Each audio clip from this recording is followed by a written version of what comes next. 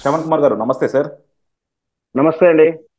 శ్రవణ్ కుమార్ గారు, వల్లభనేని వంశీ కేసు అంటే ఈ రోజు అందరూ కూడా చర్చించుకుంటున్నారు. కానీ ప్రతి ఒక్కళ్ళు అనుకునేది ఏంటంటే వల్లభనేని వంశీ గవర్నర్లో తెలుగుదేశం పార్టీ ఆఫీస్ మీద దాడి చేశాడు కాబట్టి అరెస్ట్ చేశారు అంటున్నారు.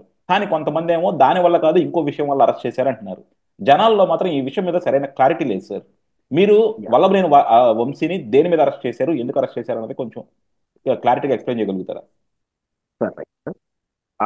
వల్లభనేని గారి అరెస్ట్ అనేది ఆశ్చర్యానికి గురైతే చేయలేదు. ఎందుకంటే ఖచ్చితంగా ఆయన టార్గెట్ లిస్ట్‌లో వాళ్ళు ఏదైతే లోకేష్ బాబు గారు మొదటి నుంచి చెప్తున్నట్టు రెడ్ బుక్ అనేది ఉందో, దాంట్లో ఖచ్చితంగా వల్లభనేని వంశీ గారైతేనేమి, రోజా గారైతేనేమి, కొడాలి నాని గారి పేరు ఖచ్చితంగా ఉంటుందని అందరికీ తెలిసిన విషయమే.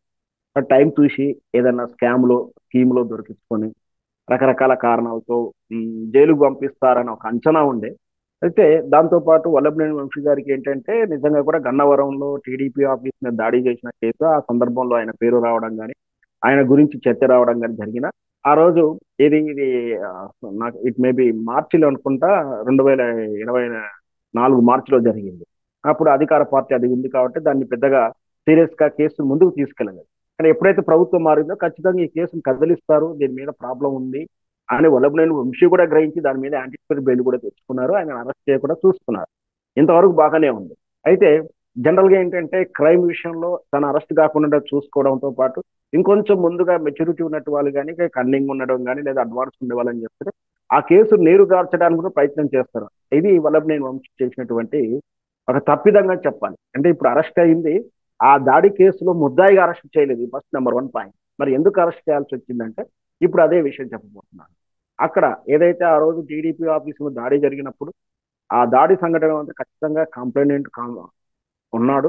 ఆ రోజు తెలుగుదేశం పార్టీ ఆఫీసులో పనిచేసే సత్యేంద్ర ప్రసాద్ అనుకుంటా నాకు తెలిసి ఆయన పూర్తి పేరు. It may be correct, Satyaprasad or Satyendra Prasad.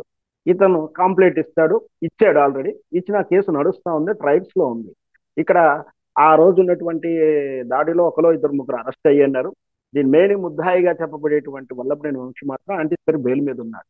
ఇది ఇలాగే ఉండి ఆ కేసు ట్రయల్స్ జరుగుతున్నా ఏం జరుగుతున్నా కోర్టు యొక్క నిర్ణయం ఎలా ఉన్నా దానికోసం వేచి చూడకుండా వల్లభనేని వంశీ ఒక చిన్న పొరపాటు అని చెప్పొచ్చు. అంటే మన సినిమాలో డైలాగ్ అంట, ఈ లాజిక్ ఎలా మిస్ అయ్యాడని.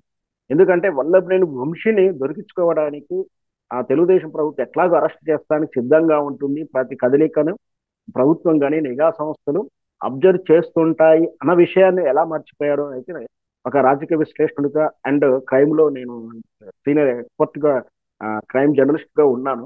సో ఇది చాలా మిస్టేక్ చేశాడే అనిపించింది. జాగ్రత్త తీసుకుంటున్నాను అనుకున్నాడు, కానీ దాని ఎట్టి పరిస్థితిలో ఎంత నేరస్తుడైనా తప్పిదాలు చేస్తూనే ఉంటాడు. ఆ తప్పిదంలో నుంచి పోలీస్ ఇన్వెస్టిగేషన్ లో వాళ్ళని పట్టేస్తుంటారు. ఈ విషయంలో కూడా అలాగే జరిగింది. వల్లభనేని వంశీ అతి ఉత్సాహం అని చెప్పాలి, ప్లస్ కేర్లెస్ అని చెప్పాలి, లేదా ఓవర్ కాన్ఫిడెన్స్ అని చెప్పాలి. అందువలనే ఈ క్రైమ్ లో ఆ క్రైమ్ ను తప్పించుకోవడానికి ఇంకో క్రైమ్ చేశాడు. ఆ క్రైమ్ ఏమిటంటే ఈ ఏదైతే సత్యేంద్ర ప్రసాద్ కాంప్లైంట్ ఉన్నాడో అతన్ని కనుక మనం మేనేజ్ చేసుకో అతన్ని కనుక మనం మేనేజ్ చేసుకోకపోతే కేసు నీరు గారిపోతుంది, మనం ఆయన కంట్రోల్ తెచ్చుకుంటే అయిపోతుంది అనే ఉద్దేశంతో ఒక తప్పుడు ఆలోచన లేదా అత్యుత్సాహంతో ఆ సత్యేంద్ర ప్రసాద్ అతని వ్యక్తిని చిన్నగా ఆ వలపండి కుట్రపండి అని చెప్పొచ్చు.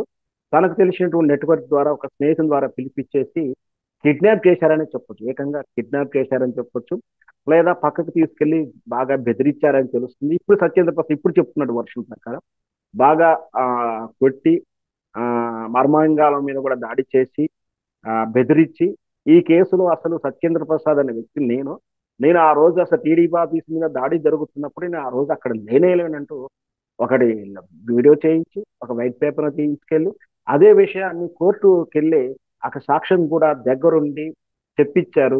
దాంతో కంప్లైంటే అక్కడ జరిగినప్పుడు నేను లేనంటున్నాడు కాబట్టి ఆ కేసు నీరు గారిపోతుంది, కొట్టివేయడం జరుగుతుంది. ఇదంతా కూడా మూడవ కంటికి తెలియకుండా కోర్టు తీర్పు వచ్చేంత వరకు కూడా ఈ విధంగా జరిగిందనేది టీడీపీ శ్రేణులు కానీ ఎవరికి కానీ తెలవలేదు. చివరి కేసు కొట్టివేయబడుతుంది, కేసు యొక్క నీరు గారిపోతుంది ఎప్పుడైతే తెలిసిందో అసలు ఏం జరిగిందని అప్పుడు ఇన్వెస్టిగేషన్ ప్రారంభించారు తెలుగుదేశం వర్గం అని చెప్పవచ్చు, లేదా పోలీసులు అయినా కూడా అని చెప్పవచ్చు. అప్పుడు అర్థమైంది ఇక్కడ ఏదో జరిగిందని. అయితే ఈ సాక్ష్యం చెప్పిన సత్యేంద్ర ప్రసాద్ దొరికించుకుంటే విషయం తెలుస్తుందని సత్యేంద్ర ప్రసాద్ కోసం వెతకడం మొదలు ప్రారంభిస్తే సత్యేంద్ర ప్రసాద్ తన ఇంట్లో కానీ తన సొంత గ్రామంలో విజయవాడ కానీ ఎక్కడా కనిపించట్లేదు. అప్పుడు వాళ్ళ బంధువుని అడిగితే మా వాడు కనిపిస్తలేడని గత 3 4 రోజుల నుంచి ఫోన్ పనిచేస్తుంది లిఫ్ట్ చేయట్లేదని కూడా వాళ్ళు కూడా కాంప్లైంట్ ఇస్తే అసలు ఏం జరుగుతుందంటే పోలీసులు తమ స్థాయిలో ఇన్వెస్టిగేషన్ ప్రారంభించారు. అప్పుడు తెలిసింది ఏంటంటే సత్యేంద్ర ప్రసాద్ ఎవరికి తెలియకుండా ఆచూకు తెలియకుండా ఒక రహస్య ప్రదేశంలో ఉన్నాడు అనేది అర్థమైంది. ఆ రహస్య ప్రదేశం ఏంటంటే అతనికి అర్థమైపోతుంది. ఎందుకు అంటే ఇక్కడ విక్టమ్ గా లేదు కానీ సత్యేంద్ర ప్రసాద్ కు బాగా కావలసిన వాళ్ళు కానీ అతని మీద కాన్సన్ట్రేషన్ ఎవరికంటే వల్లభనేని వంశీకే. కాబట్టి వల్లభనేని వంశీ గారి మీద కాన్సన్ట్రేషన్ చేసింది, నిఘా పెట్టింది పోలీస్ వర్గం. ఒక వల్లభనేని వంశీ మీద పెడితే అంత ఈజీగా ఏం దొరికేది కాదు.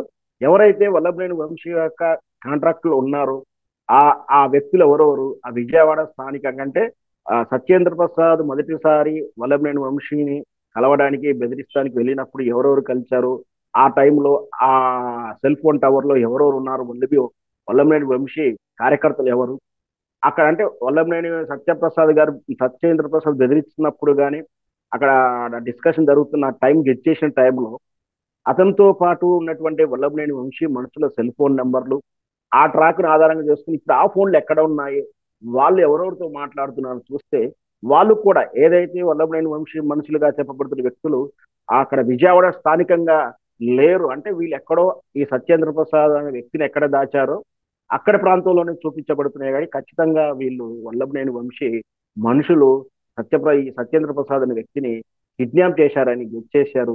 ఇది వ్యూహాత్మకంగా ఒక్కసారిగా ఇటు ఈ సత్యేంద్ర ప్రసాద్ అయితే వాస్తవానికి వీళ్ళు చాలా చాకచక్యంగా వైజాగ్ లో దాచిపెట్టారు. వైజాగ్ ప్రాంతంలో అవి తెలుస్తా ఉన్నాయట.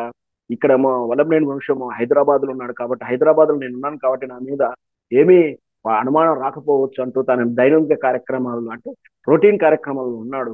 కానీ పోలీసులు ఆ సెల్ ఫోన్ నెంబర్లు వాడి యొక్క ట్రాక్ ప్రకారం ఈ రెండు ఒకేసారి అరెస్ట్ చేశారు. ఇటువైపు వల్లభనేని వంశం హైదరాబాద్ అరెస్ట్ చేస్తూనే అక్కడ ఇమీడియట్లీ మెరుపు దాడి చేసేసి ఆ సత్యేంద్ర ప్రసాద్ అనే వ్యక్తిని ఎక్కడ ఉన్నాడో ఆ ఆ ఇంటి ఏదైతే గెస్ట్ హౌస్ ఉందో దాని మీద కూడా దాడి చేసి అతనికి కూడా అరెస్ట్ చేసి అతనితో కంప్లైంట్ ఇప్పించి అతను కిడ్నాప్ చేయబడ్డాడు అని చెప్పి అతనితో కంప్లైంట్ ఇచ్చి ఆ కేసులో ఇప్పుడు వల్లభనేని వంశీ అరెస్ట్ అయ్యారు. అయితే ఆ సత్యేంద్ర ప్రసాద్ సామాజిక వర్గం ఇది వెనకబడిన సామాజిక వర్గం తెలుస్తుంది. ఆ విషయంలో కూడా ఆ కోణంలో కూడా వల్లభనేని అరెస్ట్ చేసే కాకపోతే ఉద్దేశాలు ఉన్నాయి. ఇప్పుడు ఒక అదే వార్త తెలుస్తా ఉంది. ఇప్పుడు అదే చర్చ జరుగుతుంది కదా సార్. ఎందుకంటే ఇప్పుడు అతను ఎస్సీ ఎస్టీ అవటం వల్ల సో డెఫినెట్ గా ఎందుకంటే అతన్ని తీసుకెళ్లి వీళ్ళు హెరాస్ చేశారు, అతను తీసుకెళ్లి వీళ్ళు టార్చర్ చేశారు. సో డెఫినెట్ గా ఎస్సీ ఎస్టీ చట్టాలు కూడా ఇతని మీద ఇప్పుడు పెట్టే అవకాశం ఉంది అంటున్నారు. అట్లా అంటే ఇక్కడ ఒకటి ఉంటుంది సార్. అతను అంటే ఒక నేరంలో భాగమై ఉండొచ్చు కానీ ఇక్కడ ఎస్సీ ఎస్టీ కేసు అప్లికేబుల్ కావాలి అంటే అతడు ఎస్సీ ఎస్టీ వల్ల అతనికి ఎవరు సహాయం రారను అతడు అనామికుడు అని చెప్పి భావించి చేసి ఉంటే అదొక కేసు, ఆ తరహా కేసు అవుతుంది. లేదు నేను ఎస్సీ ఎస్టీని కాబట్టి నాకు కులాన్ని దూషిస్తూ నన్ను కిడ్నాప్ చేశారు, నీకు ఎవరు తోడు రారు ఏదో అంటారు కదా. అప్పుడు అతను వేరే వ్యక్తి బెదిరిస్తున్నప్పుడు మీరు తక్కువ జాతులరా మీకెందుకు ఈ రాజకీయాలంటూ ఇట్లా హేళనగా ఏదైనా మాట్లాడాలని చెప్పి ఆ బాధితుడికి అతనికి చెప్పినప్పుడు చేసే అవకాశాలు ఉన్నాయి. అంటే ఇతను కిడ్నాప్ చేయడం అనేది ఒక కేసు అవుతుంది. ఒకవేళ తాను ఎస్సీ ఎస్టీని కాబట్టి ఈ విధంగా చేశారని అతను కానీ ఆరోపించిన వీళ్ళు అట్లా దూషించిన అది కంప్లైంట్ ఆ విధంగా ఇస్తే మాత్రం అప్పుడు కేసు అవుతుంది. అప్పటిదాకా ఆ కేసు అవ్వదు. కానీ దీన్ని మాత్రం రాజకీయంగా ఎలాగో వాడుకుంటారు కాబట్టి ఖచ్చితంగా దాన్ని ఆ కోణంలో కూడా అరెస్ట్ చేస్తారేమో అనేది ఊహాగానాలు జరుగుతున్నాయి. కొంచెం ఆ విధంగా జరిగితే మాత్రం కేసు స్ట్రాంగ్ అవుతుంది. బెయిల్ అంత ఈజీగా వచ్చే కార్యక్రమం అయితే కాదు. దాంతో పాటు ఇమీడియట్లీ వీటితో పాటు ఇంకా ఇతరత్ర కేసులు కూడా సిద్ధం చేస్తున్నారు. అరెస్ట్ బెయిల్ తీసుకుని ఈజీగా బయటకు రాకుండా ఉండడానికి ప్రయత్నాలు చేస్తున్నారు. రాజకీయ చర్చలు అయితే జరుగుతున్నాయి. కానీ మనం వేచి చూద్దాం. అసలు ఈ కేసు ఇంత ఒక కిడ్నాప్ కేసుగానే పెడతారా, ఎస్సీ ఎస్టీ అట్రాసిటీ కేసులు వెంటనే పెడతారా, లేదా పీరియడ్ అంటే ఇంకా చాలా కాలం అందులోనే ఉంచడానికి ప్రయత్నం చేయడానికి ఏ కేసులు ఎలాంటి తరహా పెడతారు మనం వేచి చూడాల్సి ఉంటుంది సార్. యా, డెఫినెట్ గా సార్. ఎందుకంటే ఇందులో వంశీ మీరు అన్నట్టు ఏంటంటే మనకి అతడు సినిమాలో ఉంటది అనమాట, ఇంత చిన్న లాజిక్ ఎలా మర్చిపోయావు బాచిరెడ్డి అని. యా సో యా అలా వంశీ ఆ లాజికల్ మర్చిపోయి క్రైమ్ మీద క్రైమ్ చేశాడు. సో డెఫినెట్ గా ఏంటంటే ఒకటి ఇతన్ని పట్టుకెళ్ళటమే కాదు, మళ్ళీ పట్టుకెళ్ళి అతను టార్చర్ చేయటము, అందులో అతను ఎస్సీ ఎస్టీ అయ్యి ఉండటము అండ్ జగన్మోహన్ రెడ్డి గారు కూడా అందరికి కూడా నేర్పారు అనమాట. వాళ్ళు ఎస్సీ ఎస్టీ కాకపోయినా సరే ఎస్సీ ఎస్టీలు కేసులు పెట్టించారు.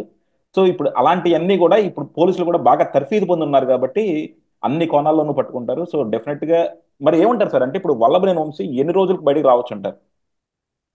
ఇప్పుడు కిడ్నాప్ క్రైమ్ కాబట్టి నాకు తెలిసినంత వరకు 60 days 45 days మినిమం ఉంటుంది. 14 days రిమాండ్ ఉన్నా కూడా ఆ తర్వాత దీంతో పాటు ఎస్సీ ఎస్టీ అట్రాసిటీ కేసు నమోదు ఉంటే ఇంకొంచెం స్ట్రాంగ్ గానే ఉంటుంది. బహుశా నాకున్న పరిజ్ఞానం వరకు అయితే ఇట్లాంటి సీరియస్నెస్ చేస్తే 40 days కన్నా ఎక్కువ ఉండలేదు. ఉండలేరు. ఆ 40 డేస్ లో అలాప్పుడు ఏంటంటే 2 సిట్టింగ్స్ 2 ట్రయల్స్ లోకల్ లోకల్ కోర్టులోను 40 డేస్ తర్వాత ఈ లోపు సుప్రీం కోర్టు దాకా వెళ్ళడానికి ప్రయత్నం చేయడం ఇట్లాంటివి జరుగుతాయి కంటే ఆల్మోస్ట్ 45 అయితే 3 వీక్స్ 45 డేస్ వస్తుండొచ్చు. 45 డేస్ లో అనేది కొంచెం మనం చెప్పవచ్చు.